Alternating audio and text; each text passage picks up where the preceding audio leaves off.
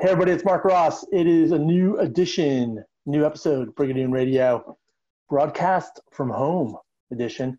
We have longtime supporter, longtime attendee, collaborator, and friend, Brendan Kownacki, joining us today.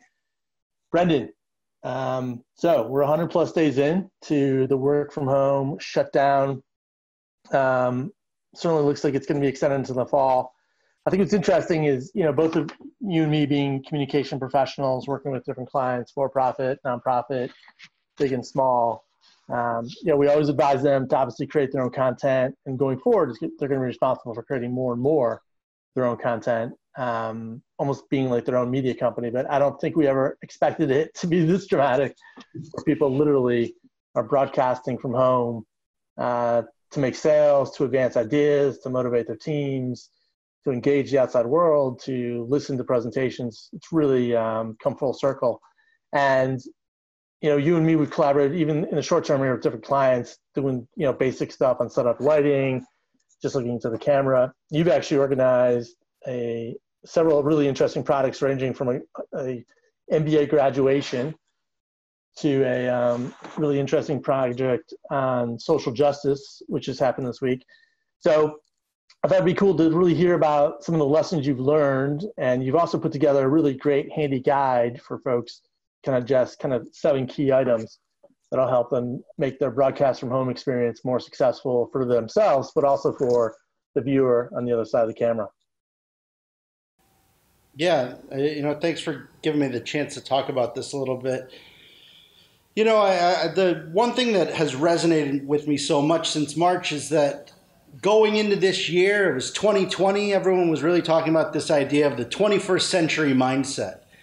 And then we were all locked into our own homes, and we realized that a lot of us were not communicating in a 21st century way, that we were not prepared to adapt our messaging, adapt our methods, and really just collaborate beyond the walls that were holding us in.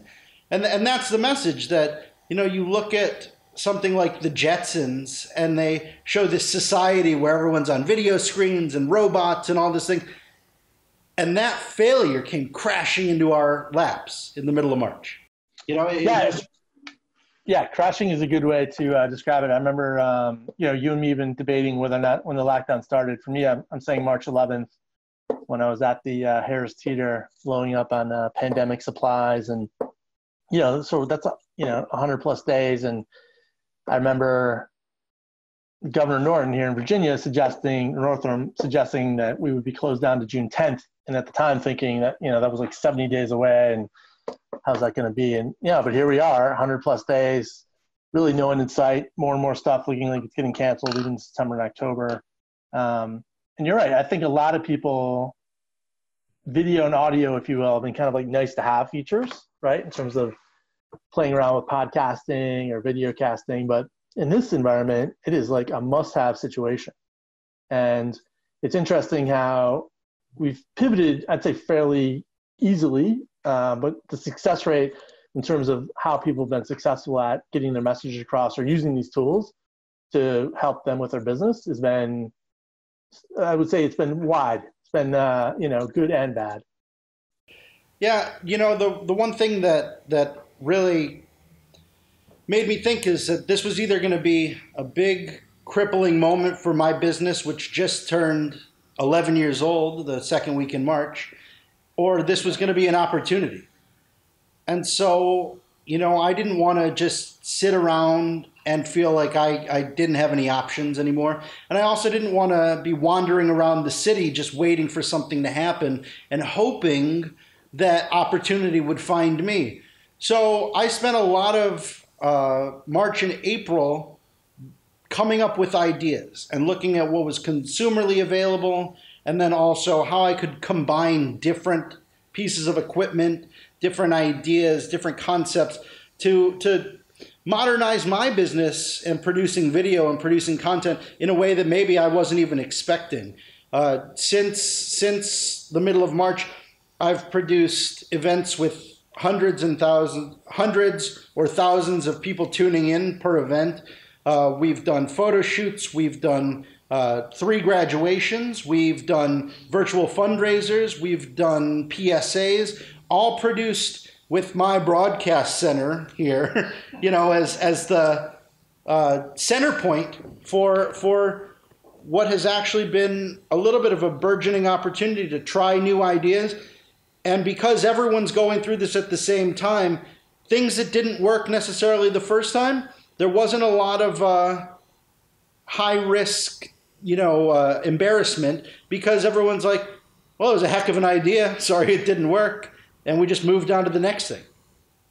Yeah, now I will say 2 things. It's interesting because I think for the last few years, you've really been acquiring a lot of tools, a lot of really Hollywood quality production equipment. It's no joke to say that you have a worldwide global broadcasting capability. You really have your own command center there. And the ability to utilize all these different tools, which even at a professional level has been super helpful. But I think you've been really helpful even to me in terms of finding ways to make it accessible, even for my, I don't have production quality equipment, but we've been able to kind of cobble together some good tools, and certainly I think the key is some good practice points to make that broadcast experience that much better. And when you have a, room rater out there on Twitter rating everybody's room almost on an hourly basis, a lot of attention is being paid to this. Yeah, in my own house here, I've got a cool loft that I live in and work in, and I've built 3 sort of studio backdrops, including this one that you're looking at right now. But, I use them for different broadcasts, and each one has a little bit different feel and a little bit of a different functionality as far as what equipment is set up. But it's a combination of lights and cameras and audio equipment, just trying to adapt to different scenarios. Like I said, I've worked with several members of Congress since the pandemic started, former cabinet officials, actors and comedians out of Hollywood. And, as we've had things like the George Floyd situation developing, people have realized they can't just be out in the streets, that they have to take their messages broadly in a global sense. And that's what we've been trying to do by doing live broadcasts, scripted programming, and putting all those elements together. The fun thing is it's a totally digital environment, because you can be looking at us right now, and just like this, now you and I have name graphics or right here on the screen. And that's amazing, because it's like the Truman Show and I'm Ed Harris. I get to control the world as I put it back out in messaging wise. And that's very cool. Even the idea of still photography, which seems like it could only be done in person. I worked with a couple of collaborators, and we tried to see if we could use connections, using Zoom and using tethering is what we call it, by connecting cameras to computers, and seeing if we could actually even shoot fashion photos from halfway across the world. Right now, the pictures that you're looking at, these were shot in the Turks and Caicos, but the camera was controlled from my apartment here in Washington, D.C. And it's amazing the quality that we can do when we just stop and we try playing with different pieces of equipment. Yeah, I think that's really the key. Like, I don't want to overwhelm our audience, because obviously, you're working at a very high level, but I think anybody can benefit from these tips and these practices that you've identified, these 7 items, if you will, to make the filming, the broadcasting from home experience better. And I do like that idea of 2 things you said, like having a baseline of tools is obviously key, right? Focused on video, audio, and lighting. But you can find a foundation where you can keep building upon that, which I think is really key. And not being afraid to experiment a little bit, right? I mean, obviously, you want to be professional in your broadcast from home skills, but at the same time, don't be so restricted or so precious that you're not afraid to try some new techniques or play around with some different ideas, because as we both said, there's no going back, right? More and more people are going to be broadcasting from home. Certainly video and audio discussions will be much more agile, and just being able to have the skill set will well serve anybody who wants to advance ideas or increase their business sales. That's absolutely it. Experimentation is key, and I feel like sometimes I'm living in the basement of Good Morning America because I try different combination of wires and equipment, just all to try to get the best end product. But if you look at some of these tips that I know we're going to give to our viewers and the Brigadoon Network, if we want to talk about some of them, the very first thing is always figure out the best time for you. If you're going to film something, if you're going to be on a Zoom call, you've got to find a time where it's not going to be the phone ringing off the hook, where it's not going to be constant interruptions. And I know that's hard. We've got plenty of people we know who have kids running around, pets running around, but you've got to be able to find that moment that best suits where you can have a couple minutes to escape into digital land. Yeah, no, 100%. I think picking a time when you can excel and put your best skills forward is certainly key, right? And I think that gets come down to disciplines and not even obviously the broadcast part of it, but the steps that it takes prior to that. Like is there 30, 40 minutes before you, so to speak, go on camera or talk on a podcast where you need to reframe your mind and get set to broadcast? So I think that's a super strong point to start off with. The second item you have here is pick a place. Yeah, you mentioned this notion of room raider, and I do love it because backgrounds are critical. It's now the setting that on TV is so curated that on the news there's a lot of effort that goes into splashes of color, splashing of branding, and in our own houses we often think about it as so much of a holistic environment that we don't think about it as just one little piece of frame. And so you want to find something that both helps tell your story, whether it's just a compliment to you and your background and your personality, or if it also has to suit you. If you're going to be talking to somebody and you're going to be having an in-depth discussion, have a table in front of you. Take some notes. Don't be afraid to shy away. If you're going to be on a long call, have a beverage right in front of you. We obviously want to make sure that we have a little bit better of something than the Marco Rubio water moment. But, ultimately, if you're thirsty, if you're talking, take a drink.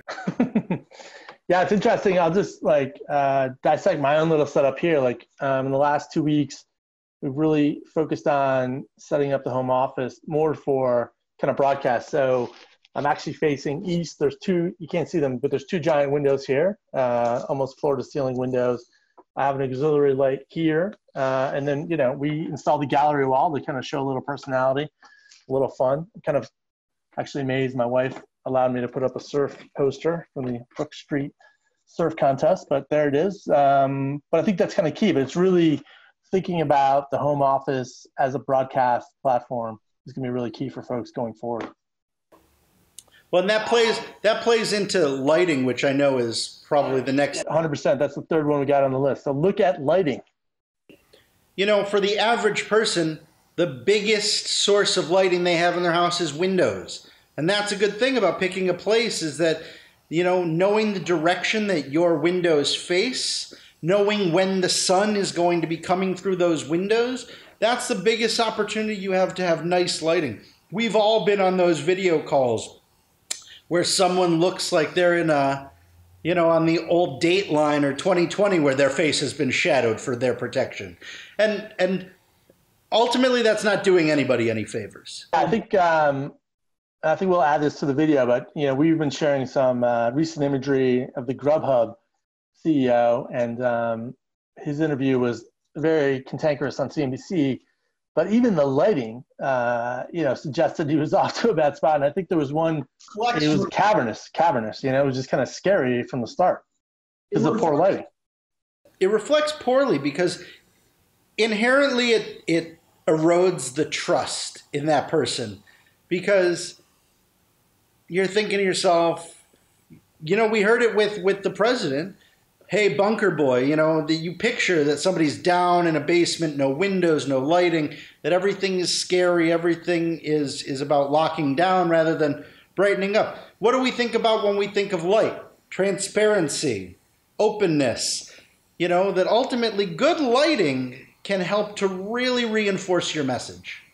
Well, and let's face it too, we all look better in better lighting, right? There's no reason. I mean, Susan Lucci has had a long career, and I'm sure every year she thanks her lighting team as importantly as some of the other staff that make up that soap opera. I mean, lighting is a remarkable tool and one that should be taken seriously. Yeah, and the biggest quick tip is to surround yourself with lighting. The more you can have lighting on all sides, that's what's going to make your face, your clothes, your room look better. And so that's the easiest tip, is surround yourself.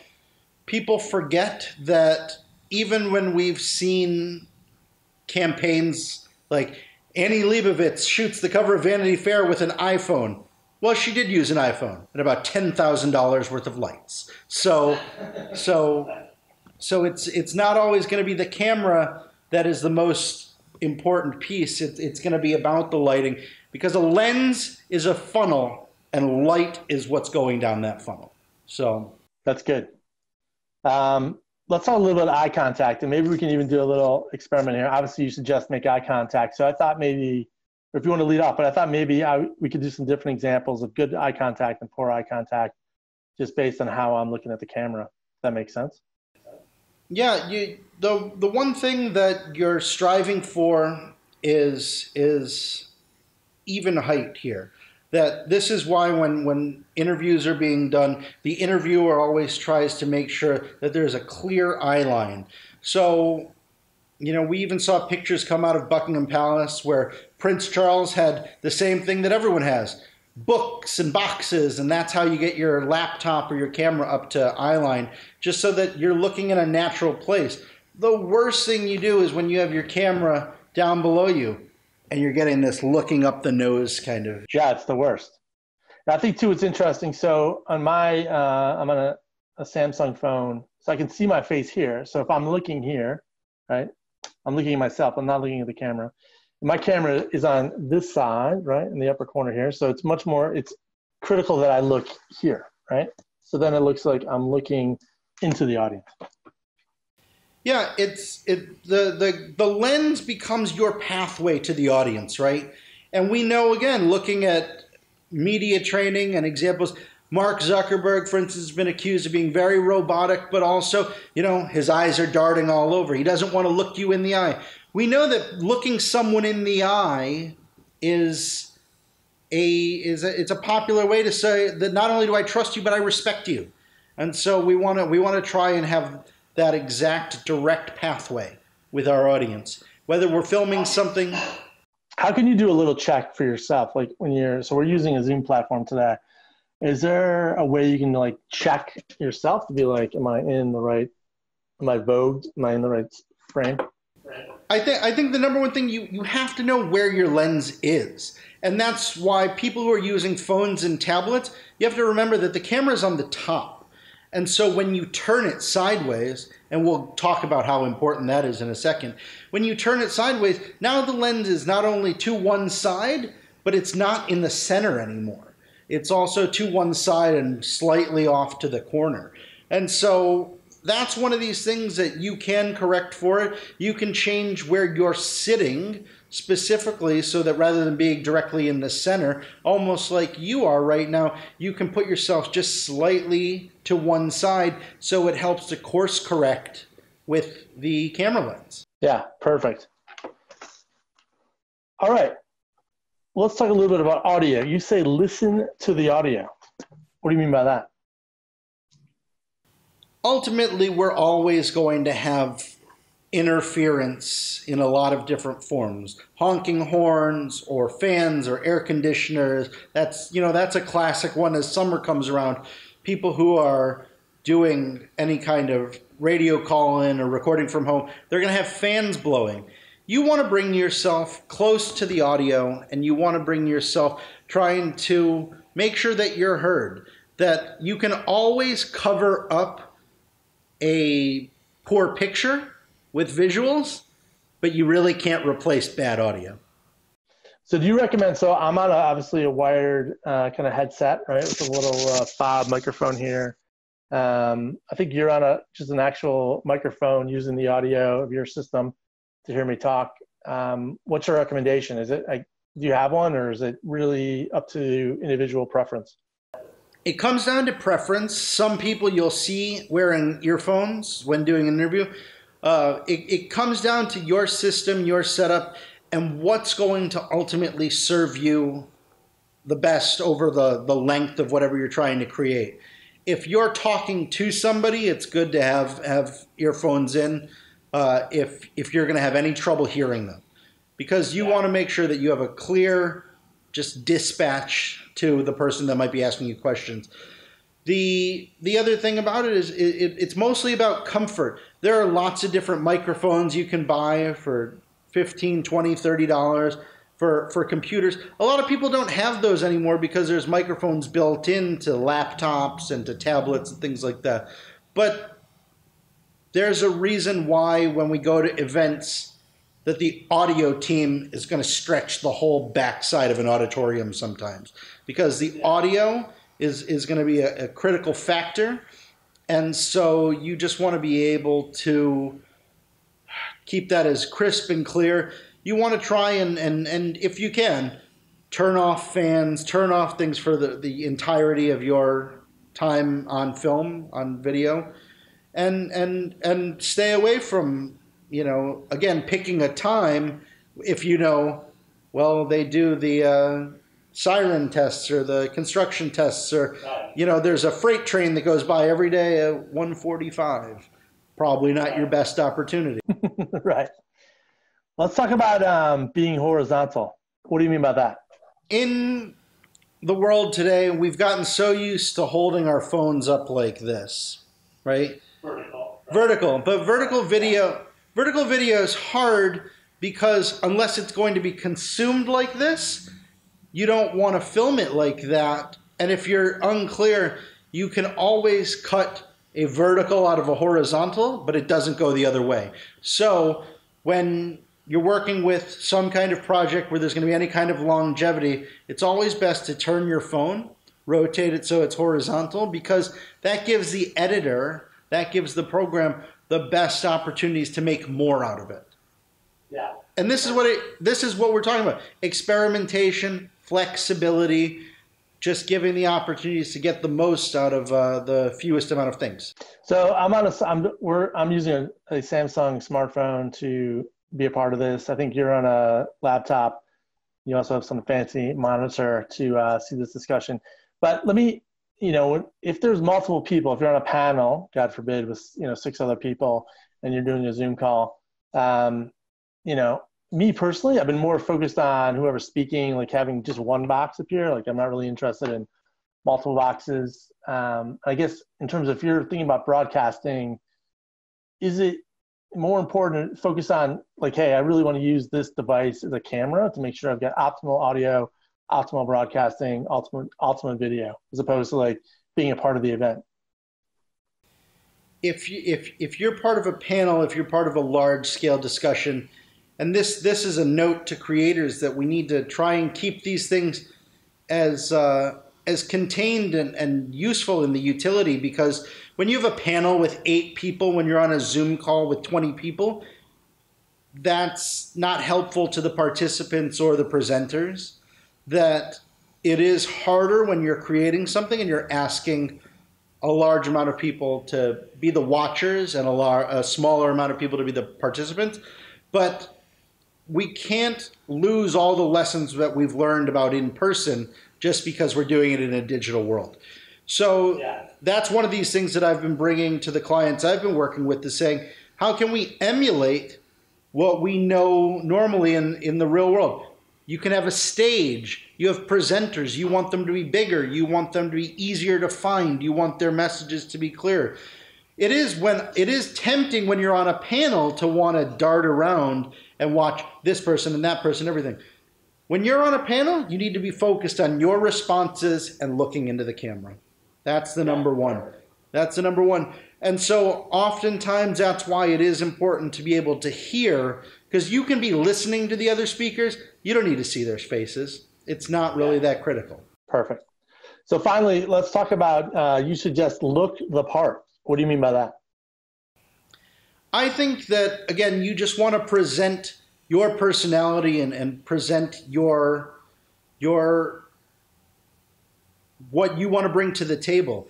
That I know we've heard from a lot of people about the fact that nobody's been wearing pants since March. They get on these video calls, and since we're only, top up, that it is ultimately to remember that if this is what's going to be seen, this is your opportunity to present yourself. If you're wearing a hat on a call and that's making you shadowy and that's making you harder to see and harder for people to focus on you, that's going to impact the ability to resonate with your audience. If you want to look really formal, that's up to you. But also remember, some people might find that detracting because they're like, why are you sitting around your own house wearing a tie?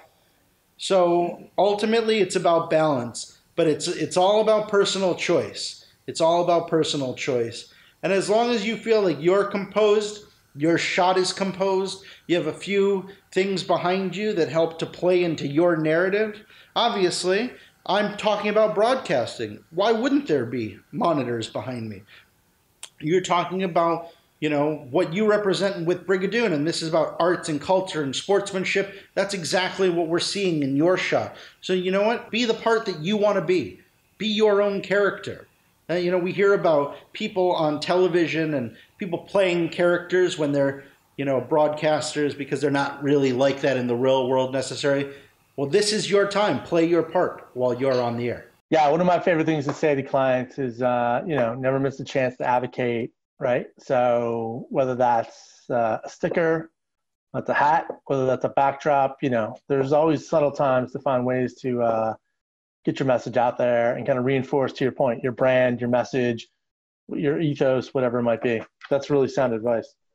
There was definitely some talk from the folks over at Room Raider about how some of the biggest politicos were all having these same books of political philosophy behind them on their bookshelves, and that it was a subtle nod to say, this is what we believe in. Right, exactly. Brendan, thank you so much. If folks want to track you down, get a hold of you, what's the best place to find you? You can find me on my website, kownackimedia.com. You can see it right here on the screen.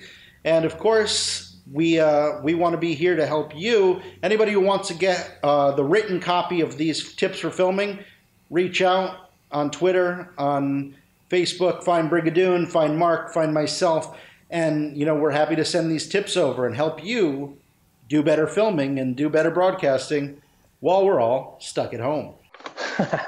Yeah, I know we're going to make this widely available. This is really generous for you to put this together, especially with the time and effort you put into it, Brendan, and the different folks you've worked with just in the past few months. It's pretty impressive, and there's no doubt the broadcast from home tool is not going away. In fact, it's probably going to only keep getting better. So maybe we'll check back in 100 more days to see what we've learned about broadcasting from home. So thanks again, Brendan. This is Brigadoon Radio. Brigadoon Radio is the place where subject matter experts discuss emerging issues shaping commerce and culture. Thanks again. We'll be back soon.